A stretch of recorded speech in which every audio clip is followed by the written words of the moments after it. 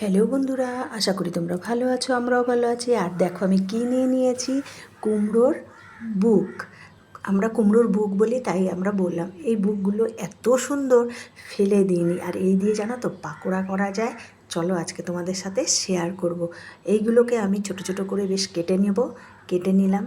কেটে নেওয়ার পরে প্রথমে তো ধুয়ে নিয়েছি, তারপরে এর ভিতরে আমি পেঁয়াজ কুচি দিয়ে দেবো, বেশ খানিকটা লঙ্কা কুচি, একটু ঝাল ঝাল হবে, আর একটু দিলাম রসুন কুচি। দেওয়ার পরে তারপরে এখানে দেবো চালের গুঁড়ো। তোমরা কিন্তু বেসন দেবে না, তাহলে মুচমুচে ভাবটা পাবে না। আর দিলাম হোমমেড গরম মশলা,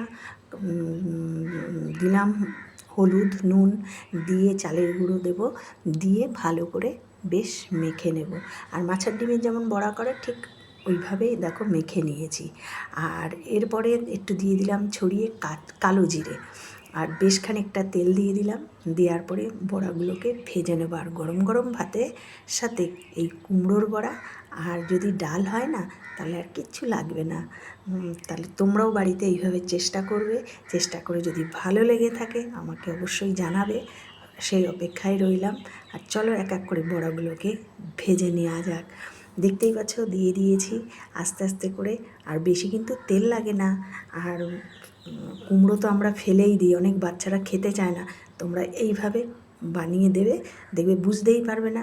দেখো বড়াগুলো হয়ে গেছে, চলো দেখতেই পাচ্ছ কেমন কুড়মুড়ে হয়েছে। চলো তুলে নিয়ে একটুখানি ডেকোরেশন করে দিয়েছি ধনে পাতা দিয়ে। কেমন লাগছে বন্ধুরা, একদম ফাটাফাটি, কোনো কথা হবে না। তোমরাও দেরি না করে রেসিপিটা দেখে ঝটপট বানিয়ে ফেলো। আর সেই সাথে আমার চ্যানেলটি লাইক, শেয়ার, কমেন্ট ও সাবস্ক্রাইব করে দাও।